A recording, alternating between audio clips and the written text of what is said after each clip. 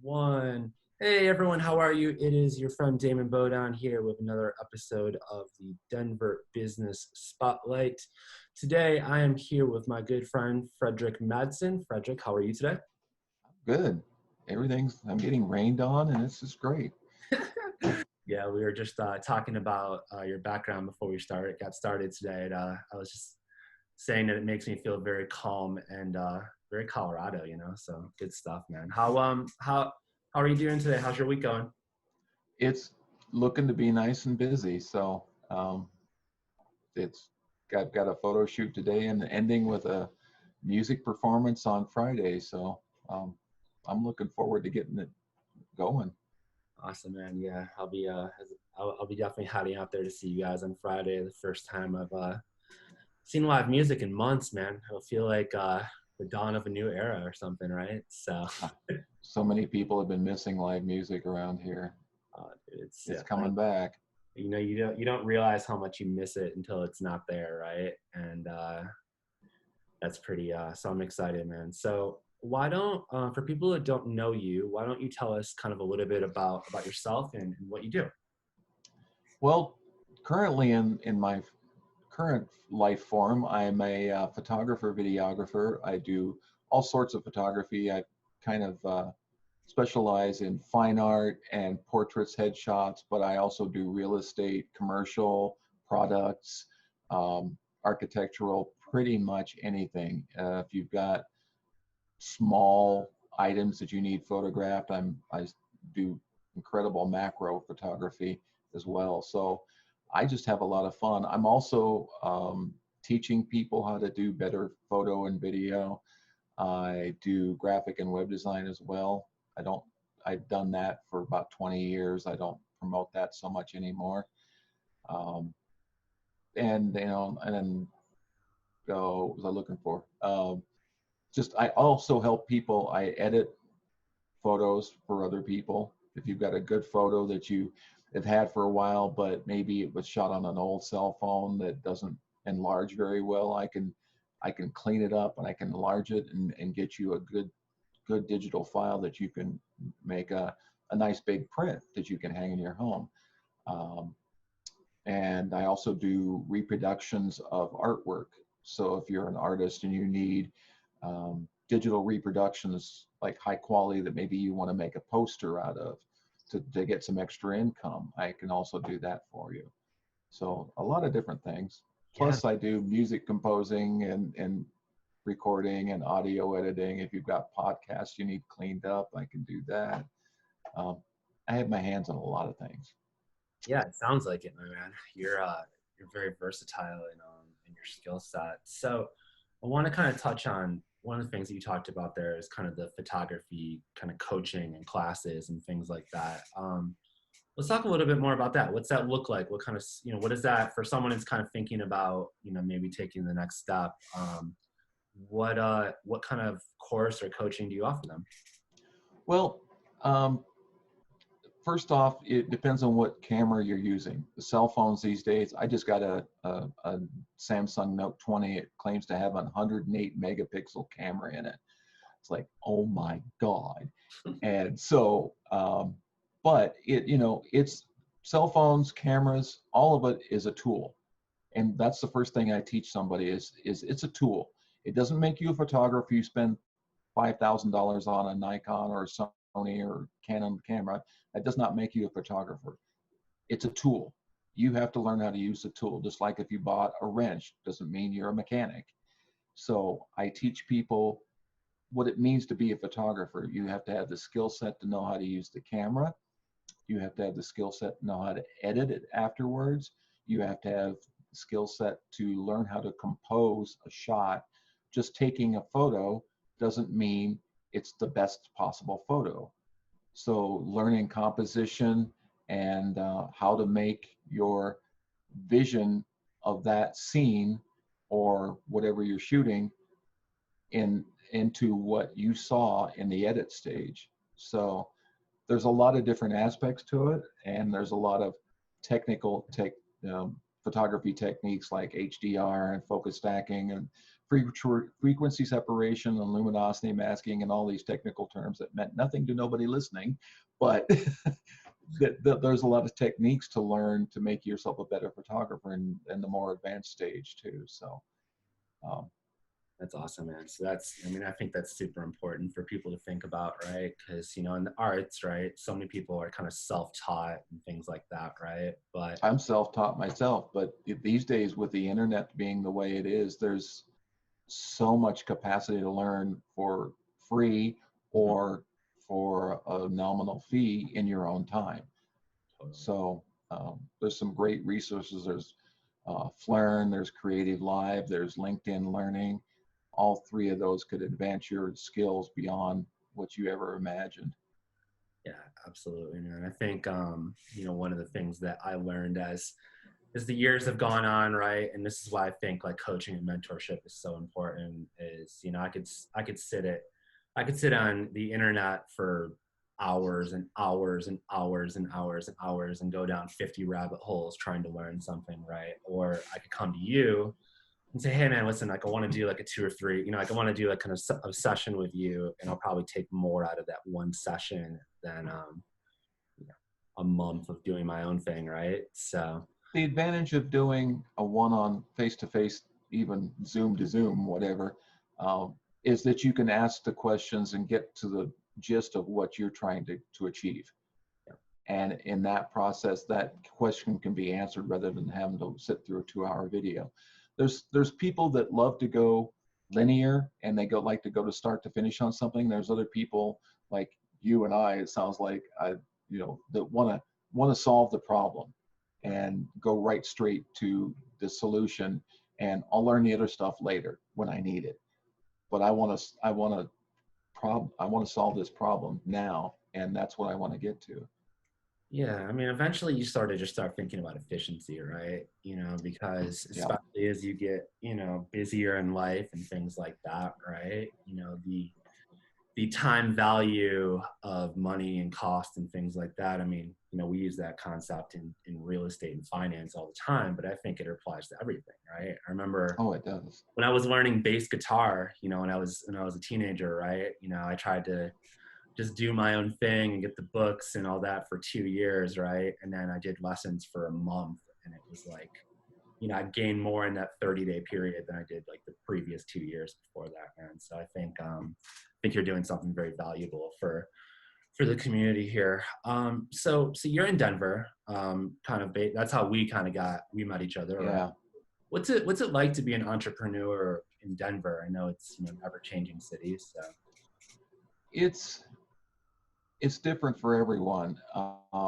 There's some people that are in a position where they have to provide for the family, so they're working, you know, 24 hours a day, 7 days a week to try and struggle. And in doing that, they sacrifice any kind of relationship, or God forbid they're a parent, they don't have any relationship with their children.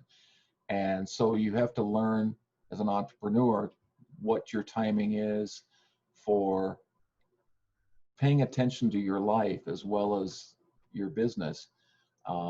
It's different with each kind of business. With real estate, pretty much similar to photography, a lot of my client work for portraits and headshots is in when they're not working in the evening on the weekend. yeah, And I'm sure showing homes is the same for you. But it could be all day long. You know, the people will take and they're trying to go see a home on their lunch hour sometimes or whatever. I generally don't shoot many portraits during the day unless somebody's not working or they're an entrepreneur or something like that. If they have a day job, I won't see them until the evening hours or the weekend. yeah. Um, but networking I've been doing this networking for a couple of years now, and I've gotten work out of that. I've become a household name with a lot of these people, and develop relationships with them. And that's the way to get business. People like you, they trust you, they'll refer you. Yeah. Now, with being a photographer, there's a lot of people that say they're photographers, and really all they have that tool. They bought a nice camera, but they don't know how to use it. and that doesn't make you a photographer. So I'm fighting that. I'm fighting cell phones, um, just because cell phones have gotten amazing as a tool, but people still don't know how to take a professional picture. But if you're doing snapshots, who cares? Right. Of course. Yeah. Yeah. So I'm sure it's nice to, one thing I've noticed about Denver and the time that I've been here, man, is at least to some degree, there's a higher level of respect for work-life balance here than there was in New York where I was before. New York, I think it's sort of like a badge of honor to work 24 hours a day and like, sleep with your phone, cuddle up next to your cell phone or something, or something nonsensical like that, right? But Yeah, and die at 38 because you're so stressed out. exactly, man. It's a crazy world, right? So you're talking about networking a little bit. So like, what kind of things networking wise are you doing like these days to kind of build your business? Well, since the lockdown, pretty much anybody that's tried to keep up with things has gone to generally Zoom, but generally an online networking. So I no longer have to drive to go to networking events, which has allowed me to go to more of them because you only have so much time in a day to drive 30 or even 10 minutes to a venue to meet with some group. And so now I'm going to networking groups in Parker and Highlands Ranch, which I live in Lakewood, and it's a drive to go to those places. And it would take me 45 minutes one way to get to the Parker group that I go to. And now I just dial up and I'm in there. And I've met some wonderful people in there, and I love that group. And the same with the Highlands Ranch group. And um, I've kind of cut back in the last few weeks just because I need some me time. But it's been awesome because especially when you're stuck at home and you don't have any relationships outside of that, you try to go out and meet with for coffee with people. Some people will, some people won't. And with this, you get to see people, even if it's not hugging and shaking hands and whatever. But I've met some really awesome people through this networking stuff, and I don't care if they ever refer me any business. I like them as people. I like them as friends. So, and when you don't put a lot of pressure and act desperate on looking for work, then people respect you more, I think.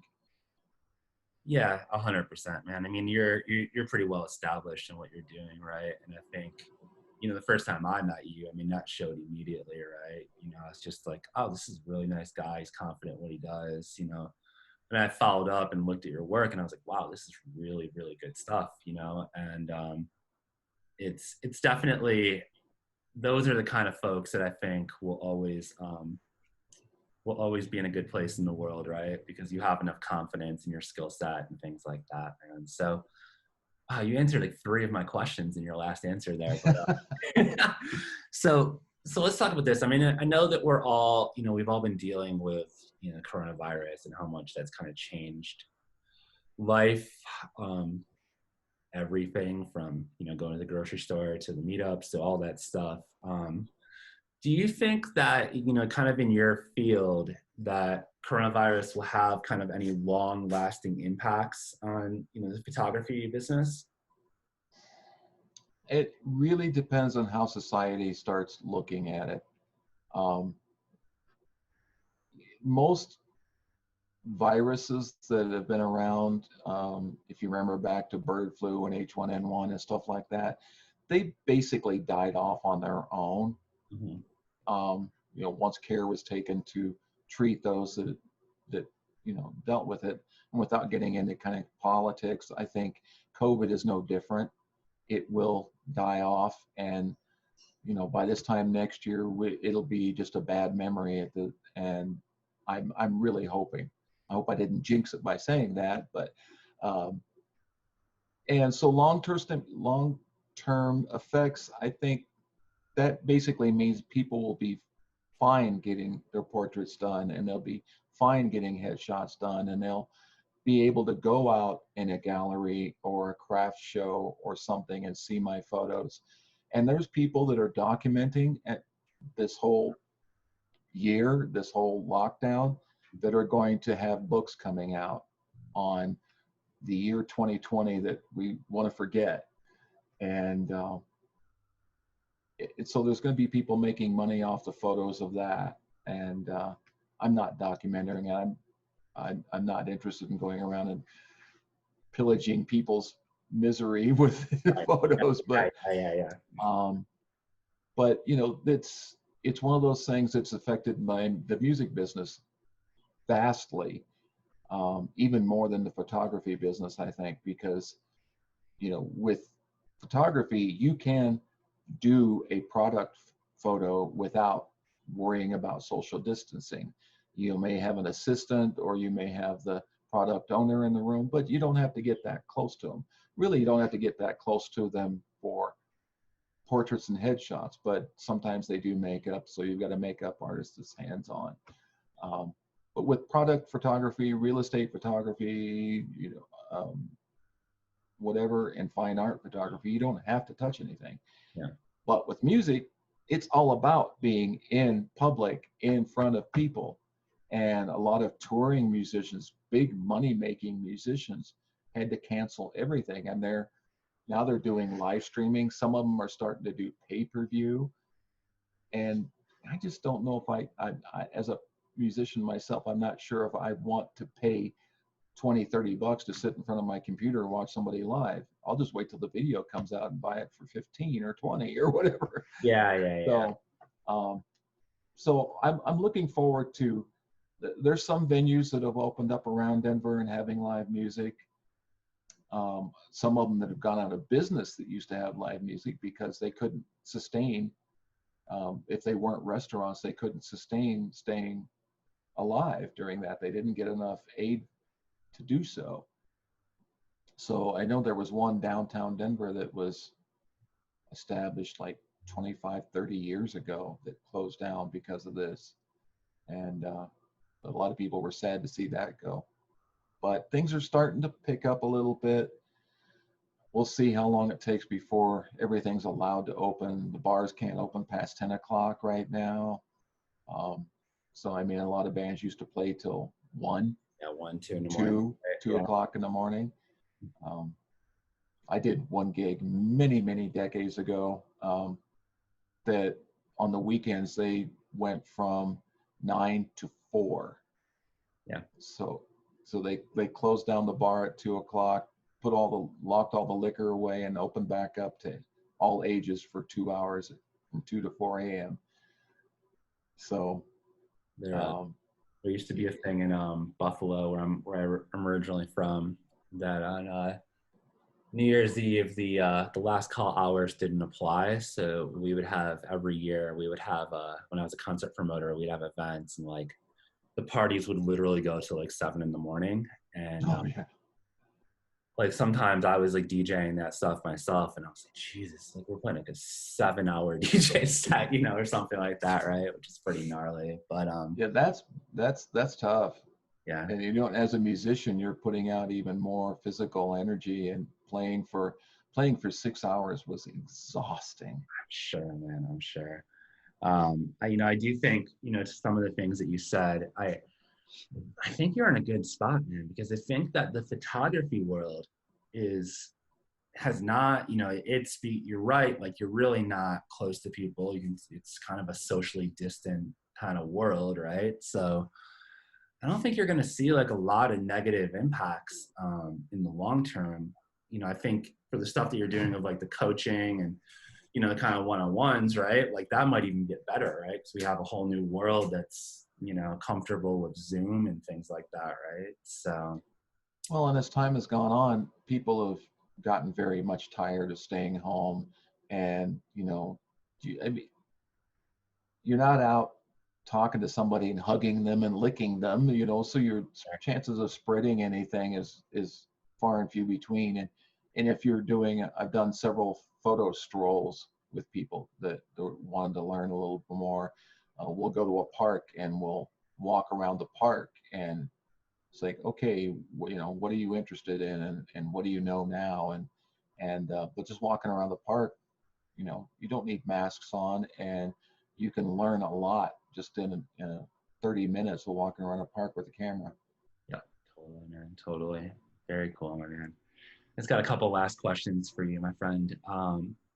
So I ask this to everyone I ever talk to, and ever. So you have your business, right? You have what you're doing. Kind of, what do you think, like, if there were no limits, right? What would your long-term kind of goals and dreams be for what you're doing, and what kind of legacy are you hoping to kind of leave for the next generation?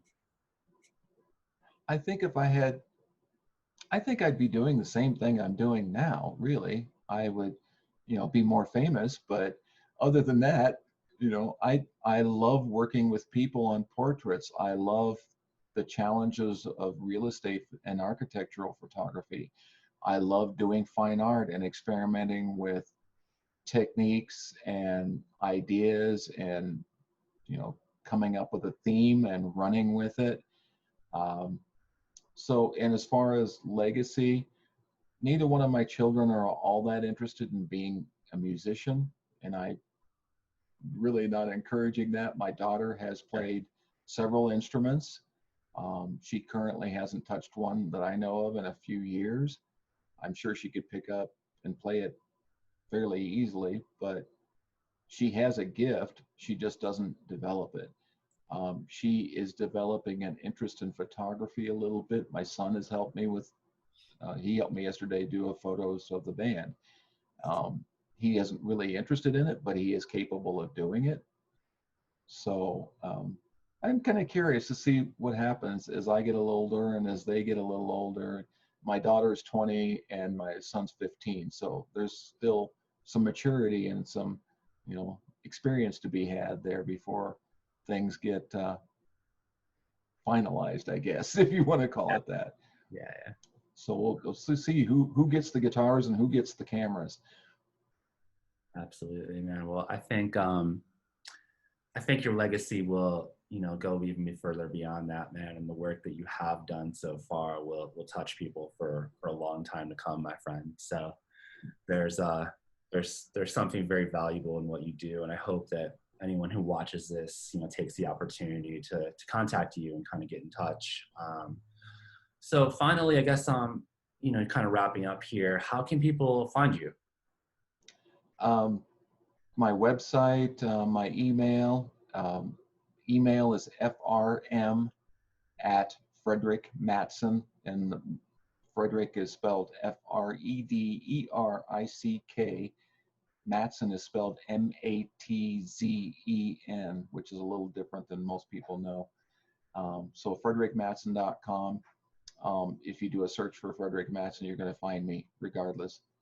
And, my email is the best way to get a hold of me.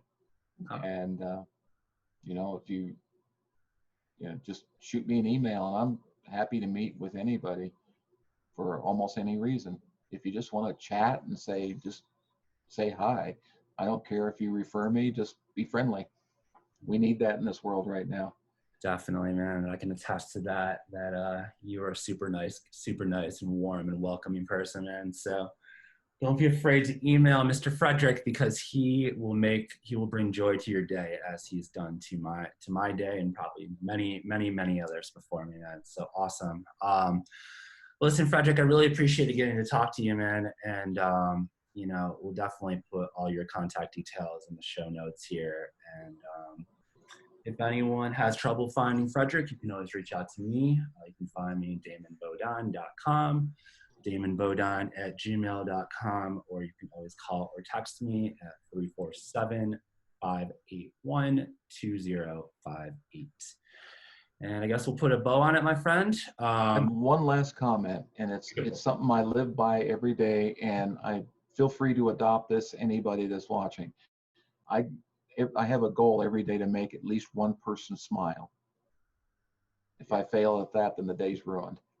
Well, you definitely made the host smile today, my friend. So you've accomplished your goal today at minimum, and let's hope lots of people watch this and we can bring that joy to as many folks as possible, man. So awesome. Well, Frederick, well, thank you so much, man. I really, really appreciate your time, and My pleasure. we'll definitely do it again soon. Okay. Okay. All right. Thanks so much. Take care, everyone. See you all next time. Bye-bye.